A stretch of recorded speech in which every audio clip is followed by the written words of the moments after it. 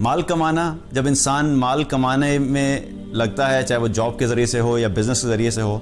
تو ایک اس کی حد ہے کہ اس کو حلال طریقے سے کمانا، وہ کیا ہے،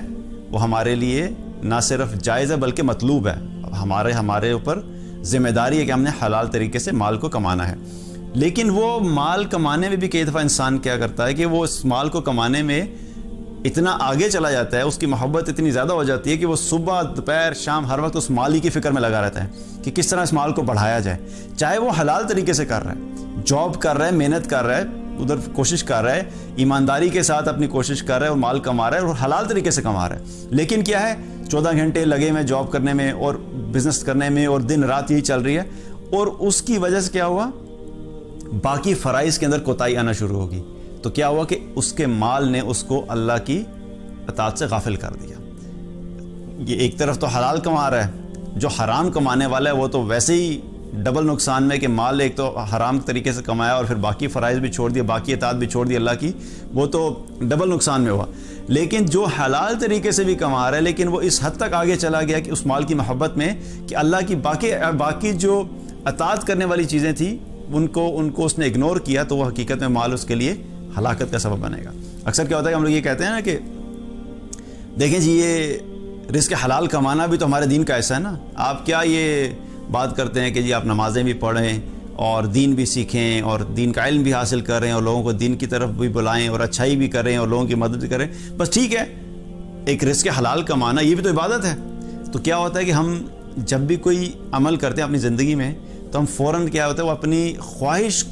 کے مطابق جو عمل کر رہے ہوتے ہیں اس کو صحیح پروف کرنے کے لیے پھر ہم دین سے دلائل ڈھونڈنا شروع کر دیتے ہیں کہ رزق حلال کمانا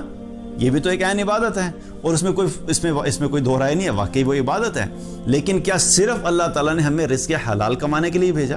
یا کہ اور بھی کام کرنے ہیں؟ اللہ تعالیٰ نے قرآن میں کیا فرمایا، یا ایھا الذین آمنوا ادخلوا فی السلم کافہ، اے ایمان والو دین میں داخل ہو پورے کے پورے. ہم کیا کرتے ہیں کہ ایک چیز کو اٹھا لیتے ہیں اور دوسری چیز کو چھوڑ دیتے ہیں. اور کوئی اگر رزق حلال نہیں کما رہا اور وہ نمازیں پڑھنے میں آگے ہے یا وہ صدقہ کرنے میں آگے ہے یا وہ لوگوں کی بھلائی کے کام کرتا ہے، تو وہ کہتا ہے کہ دیکھیں یار ٹھیک ہے رزق کمانے میں اب جیسے بھی ہے لیکن کم از کم مسجد تو بنوا دی نا اس نے. مثال کے طور پہ اگر کوئی اسمگلر ہو جو کہ ڈرگز کا بزنس کرتا ہے اور پوری دنیا میں ڈرگز سیل کرتا ہے اور اس سے جو مال آتا ہے اس سے وہ ایک مسجد بنا دیتا ہے، تو لوگ کہیں گے ہاں یار ٹھیک ہے وہ کام تو اچھا نہیں کرتا لیکن دیکھیں ماشاءاللہ سبحان اللہ اس نے کتنا زبردست کام کرا ہے کہ مسجد بنوا دی. تو کیا یہ اللہ کے یہاں قبول ہوگا؟ نہیں قبول ہوگا. اللہ سبحانہ تعالیٰ پاک ہے اور صرف پاک مال کو ہی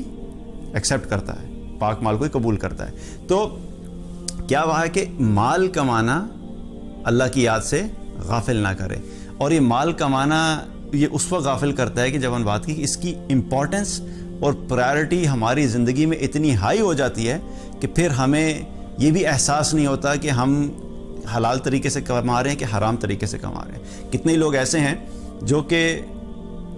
مال کمانے کے لیے شروع تو کرتے ہیں بہت تھوڑے لیول پہ، حلال طریقے سے کمایا اور باقی اطاعت بھی چل رہی ہے، لیکن آہستہ آہستہ اس کو بڑھانے کے چکر میں بڑھاتے اس میں اتنے زیادہ گم ہو جاتے ہیں کہ پھر کیا ہوتا ہے کہ اللہ کی نافرمانی بھی اگر کرنی پڑتی ہے تو وہ نافرمانی کرنے سے بھی گریز نہیں کرتے اس مال کو کمانے میں، اور وہ مال ان کو کیا کرتا ہے، اللہ کی یاد سے غافل کر دیتا ہے. تو پہلی چیز کیا ہے کہ تمہارے مال تمہیں اللہ کی یاد سے، اللہ کی اطاعت سے غافل نہ کریں.